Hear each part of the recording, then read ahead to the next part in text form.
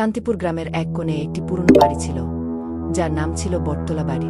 লোকমুখে শোনা যায় সেই বাড়িতে একসময় অনেকেই থাকতেন, কিন্তু এখন কেউ থাকে না। এক সন্ধ্যায় রাহুল এবং তার বন্ধুরা ঠিক করল তারা সেই বাড়িতে রাত কাটাবে। সন্ধ্যা নামতেই সবাই মশাল নিয়ে বেরিয়ে পড়ল। বাড়ির কাছাকাছি পৌঁছালে সবাই দেখল বাড়িটা একদম নির্মল, কেবল ঝিঝি পোকার ডাক শোনা যাচ্ছে। প্রবেশ করার পর সবাই টর্চ জ্বালিয়ে ঘরগুলো খুঁজতে শুরু করল। একটা ঘরে প্রবেশ করলে রাহুল দেখতে পেল দেওয়ালে কিছু অদ্ভুত আঁকা ছবি। সেই ছবি দেখে তার গা ছমছম করে উঠল। হঠাৎ করেই একটা ঠান্ডা হাওয়া ঘরের মধ্যে ঢুকে পড়ল, আর সেই হাওয়ার সঙ্গে কানে এলো একটি মেয়ের কান্নার শব্দ।